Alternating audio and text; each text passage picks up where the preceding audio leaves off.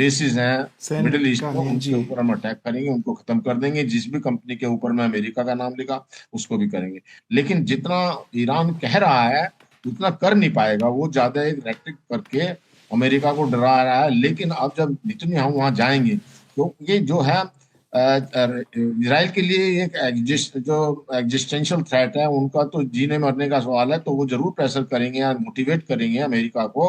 और जो वहाँ की लॉबी है, जो जूस की है अमेरिका के अंदर में, उनके थ्रू भी प्रेशर करा करके अटैक तो होएगा ही। वो तो उसके बिना तो अभी कोई मतलब ही नहीं बनता। जिस तरह से ईरान ने अपना पोषण, ये तो जो बात हम कर रहे हैं कि भाई जो ये कहा जा रहा है टॉक चल रही है, टॉक चल रही है, वो तो सब एक दिखावा है।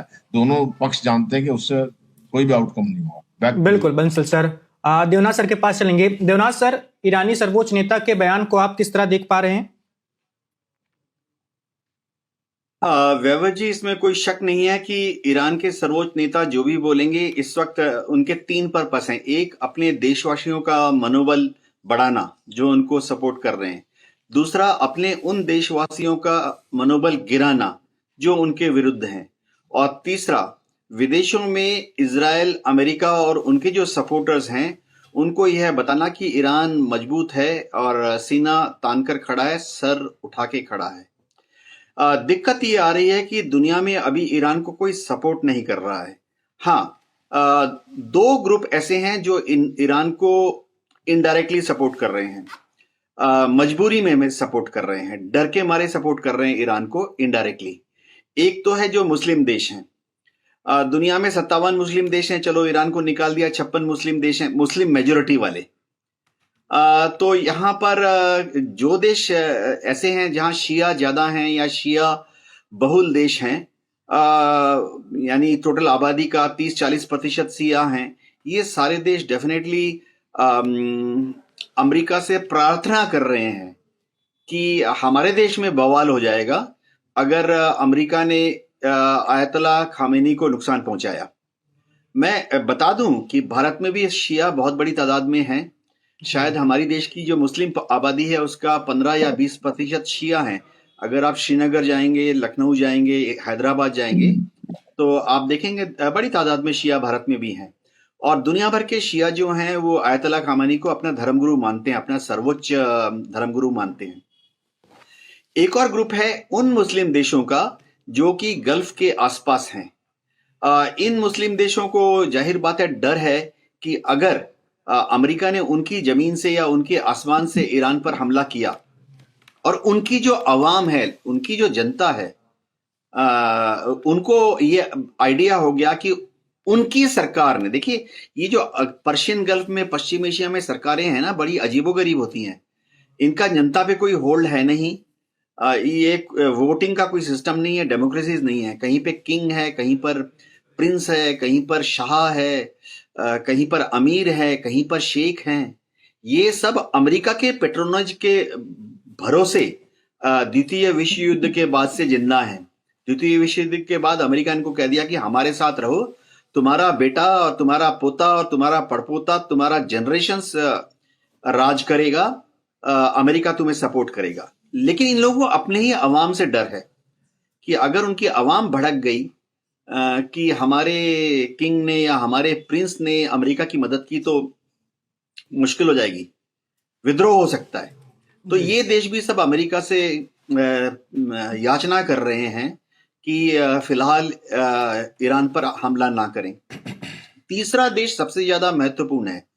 दुनिया भर में कई पश्चिमी देश ऐसे हैं, या पश्चिमी विचारधारा या पश्चिमी फाइनेंशियल जो सिस्टम है उसके हिस्सा हैं, जैसे कि Japan, south Korea, Australia, New Zealand, Singapore, कोई भी देश, यूरोप के देश, कनाडा, ये सारे देश जो हैं अपने तरक्की के लिए, अपने फाइनेंशियल सिस्टम को सपोर्ट रखने के लिए या अपनी इकोनॉमी को आगे बढ़ाने के लिए गल्फ से जो कच्चा तेल आता है उस पर निर्भर हैं। तो अगर युद्ध लग जाएगा तो आशंका है कि जो पर बैरल कीमत है कच्चे तेल की गल्फ में, आजकल $65 या $70 के आसपास है, ये बढ़कर $80-90 हो जाएगी, हो सकता है $100 पर बैरल हो जाए। तो ये जो पश्चिमी सिस्टम से चलने वाली इकोनॉमीज हैं, ये बहुत डरी हुई हैं। ये $90 का कच्चा तेल नहीं खरीदना चाहती। दूसरी बात, अगर युद्ध हुआ तो हो सकता है स्ट्रेट ऑफ हॉर्मुज बंद हो जाए और जापान को कच्चा तेल मिलना बंद हो जाए, यूरोप को कच्चा तेल जो स्ट्रेट ऑफ हॉर्मुज से निकल के आता है वो मिलना बंद हो जाए। तो ये सब देश भी डोनाल्ड ट्रंप से याचना कर रहे हैं, उनके व्हाइट हाउस के सीढ़ियों पर सिर रख के डोनाल्ड ट्रंप से याचना कर रहे हैं कि आप ईरान पर फिलहाल हमला ना करें। जी चलिए निपुण जी के पास चलते हैं। निपुण जी, आपको आपके पास क्या जानकारी है और जो ताजा हालात लेकिन बने हुए हैं? उसमें आगे जी। उसमें दो चीजें मैं बस जोड़ना चाहता था। ये एक नया बयान आ रहा है, अली अहमद खोमेनी जो कि ग्रैंडसन है अभी आयतुल्लाह खोमेनी के ग्रैंडसन अली अहमद खोमेनी, उन्होंने कहा है ये पूरा का पूरा इंटरव्यू आया है। अभी आई थिंक हम दिखा नहीं पाएंगे इंटरव्यू क्योंकि वो चंक निकाल के चलाना बहुत प्रॉब्लम होगी, लेकिन उन्होंने बोला है कि जिस तरह का हमास का अटैक हुआ था, एक वैसा ही अटैक होगा फिर से इजराइल के ऊपर या अमेरिका में। उन्होंने कहा any Muslim country will do to Israel what Hamas did once it can, the Americans will die before they see us humiliated. तो उनका कहना है कि जैसा पहले अटैक हुआ था वैसे ही मुस्लिम कंट्री जो है मिडिल ईस्ट में या वेस्ट एशिया में, वो फिर से एक वैसा ही अटैक रिपीट करेंगे जब तक कि ईरान पे अमेरिका हमला करेगा उसके पहले। तो फिर से बहुत बड़ी बात बोल दी है उनके ग्रैंडसन ने और थोड़ा आग और भड़का दी है उन्होंने। तो अब इस पे थोड़ा सा अपने को चर्चा करनी चाहिए। खमेनी ने तो चलो बोला 11 तारीख को मिलते हैं, सब लोग बाहर निकलेंगे, लेकिन अब ये जो बोला जा रहा है इनके ग्रैंडसन के द्वारा, उस पे रिएक्शन लेना बहुत जरूरी है कि फिर से ऐसा हमला होगा क्या, फिर से इस तरह का जो इजराइल में हरकत हुई थी वो फिर से हो सकती है कि नहीं। जी वैभव। बिल्कुल, निपुण जी के पास चलते हैं। निपुण जी, आपके पास क्या जानकारी है? और जैसा कि नागेंद्र जी ने बताया, ऐसी तैयारियां और ऐसी धमकियां ईरान की ओर से भी दी जा रही हैं कि हम अमेरिका को तगड़ा नुकसान पहुंचाएंगे। देखिए ये बात हम लोग मान सकते हैं कि ईरान को वेनेजुएला जैसा मॉडल अपनाने में दिक्कत होगी, कि ईरान के लिए अगर वेनेजुएला मॉडल अपनाया जाए तो उतना आसान अमेरिका के लिए नहीं होगा। और रही बात वॉर की, देखिए रिवोल्यूशनरी गार्ड वो है जो मतलब खामनेई के लिए, यानी कि आपका जो सुप्रीम लीडर है ईरान के, उनके लिए कुछ भी करने के लिए तैयार है। और देखिए जिस प्रकार से वहां प्रोटेस्ट को कंट्रोल किया गया, कई हजारों लोगों की बात है कि वहां पर मारे गए या उनको रोका गया, तो निश्चित रूप से यानी कि ईरान में आज भी जो सरकार है उसकी पकड़ कमजोर नहीं है। हम ये नहीं कह सकते कि वहां की सरकार की पकड़ जो है कमजोर हुई है। तो इसका मतलब ईरान को मिटाना या ईरान को कंट्रोल करना इतना आसान अमेरिका के लिए नहीं है। देखिए जब हम ईरान की बात करते हैं तो ईरान इराक नहीं है, ईरान सीरिया नहीं है, ईरान वेनेजुएला नहीं है, क्योंकि एक पुरानी सिविलाइजेशन के अंदर एक नेशनलिज्म की फीलिंग बहुत अच्छी होती है कि हम एक पुरानी सिविलाइजेशन है, पुरानी सभ्यता है, हम एक राष्ट्र हैं।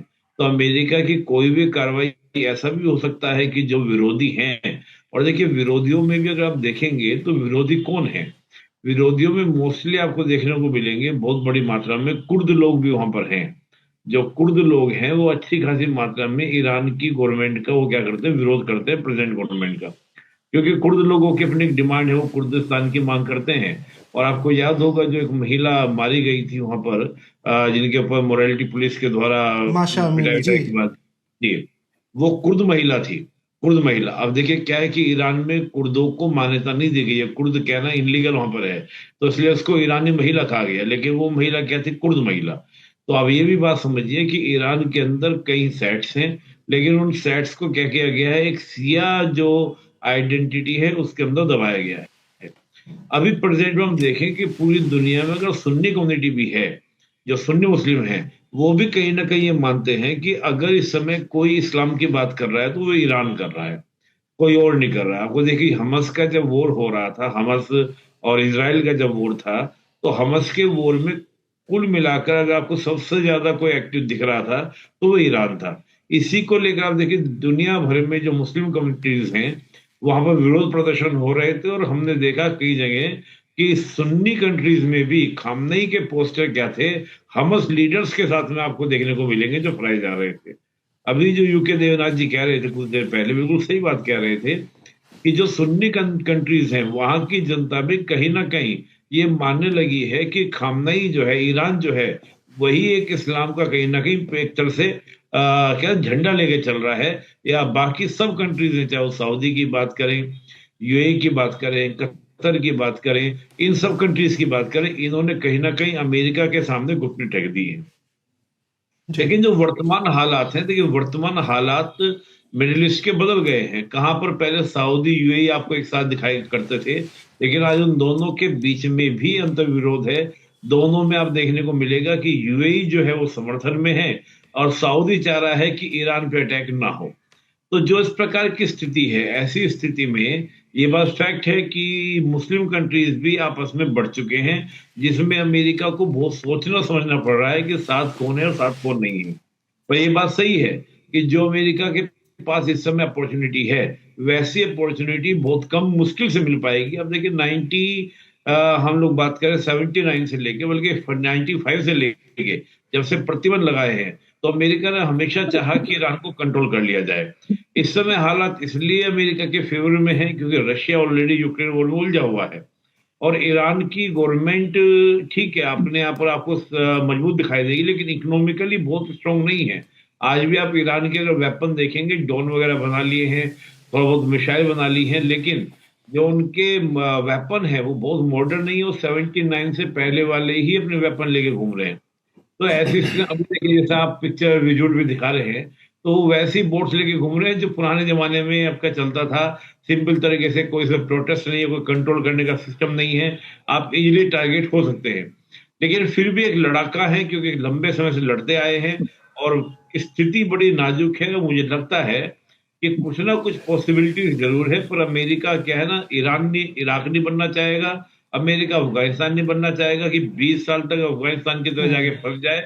ये मैं श्योर हूं कि अमेरिका बाई लैंड अटैक नहीं करेगा। अटैक करेगा तो सर्जिकल स्ट्राइक जैसे ही होंगे। और जी, लेकिन निपुण जी, अगर वो जमीन पर नहीं उतरेगा तो आपको लगता है कि सर्वोच्च नेता की सत्ता हटाना, जो मुख्य मकसद है अमेरिका का कि वहां पर खामनेई का शासन का अंत होना चाहिए, वो अंत संभव हो पाएगा बिना जमीन पर उतरे?